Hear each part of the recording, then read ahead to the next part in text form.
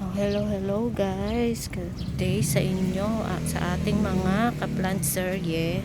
Bigyan ko lang kayo ng update dito sa aking bagong sa plant truck.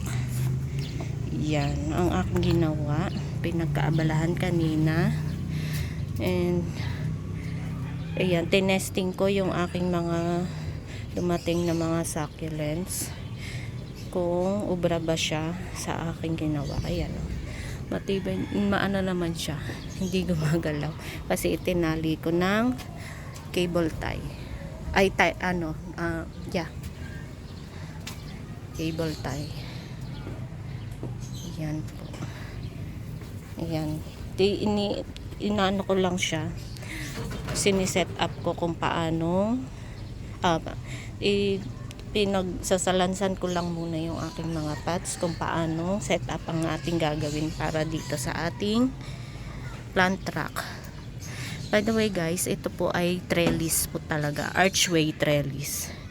Ito po is walang ganito sa gitna, daanan lang siya talaga, para archway lang siya.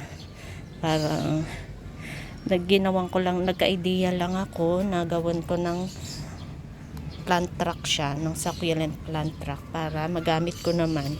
Tsaka sobrang taas kasi nito, mababa lang itong aking balkonahe, kaya hinati ko na lang to kasi ina-assemble lang naman to. Ang ginawa ko is hindi ko na inilagay yung 4 pieces na tube para dito, kaya naging ganyan lang siya kababa. Medyo kapantay ko lang siya yung height ng aking trellis plant truck. So yan guys, pasensya na po at medyo madumi. Naglinis muna ako bago ako nag-vlog. Nagwalis-walis muna, sobrang kalat po talaga guys. Yan dito. At ito, mga wala pang laman ng aking mga pots.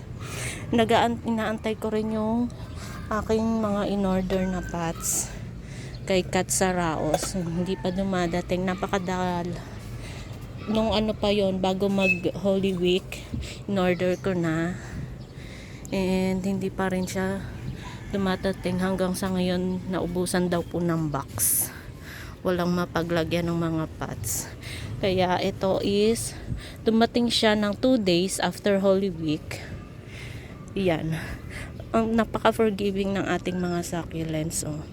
Kahit wala silang soil, mga soil mix, yan po, umiinom lang sila. At saka ito lang, dito sila, nasa shade net lang sila. Pero napakabait ng ating succulents, hindi sila nagtampo. Yan po. May mga nag-etiolate na yan, kaya in-unbox ko na rin kasi yan, at inano ko na lang siya. Yan, dinisplay ko na lang ng ganyan, parang air dry na lang din, para hindi sila mag-etiolate kasi pumupusyaw na yung mga color nila. Ito kagaya niyan. Hindi naman sila na sunburn, kahit na isinabak ko kaagad sila sa sikat ng araw. Ayan, by the way, time check po tayo, it's 5:34 na po ng hapon. Andito na yung ating araw. Ayan, hindi na masakit sa balat. So yan lang ang konting update sa ating mga succulents project, ating pinagdi-DIY dito. Yan, medyo umano na siya, luminis na. Sobrang kalat talaga kanina. So ito muna guys ang update, and balikan ko kayo later. Sasalansan ko lang siya.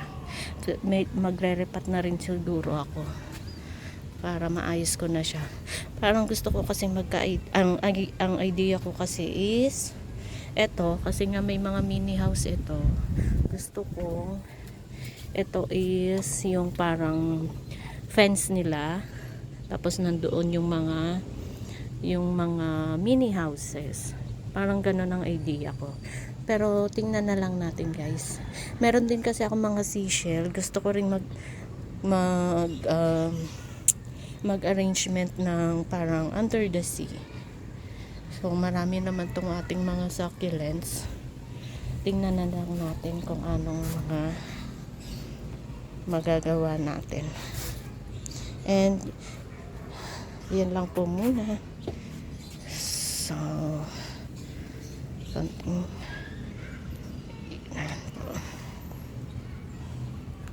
Ito nga rin pala ang binili ko. Bumili na ako ng ganito pang spray. Pwedeng pang spray pang nag-fungicide ako.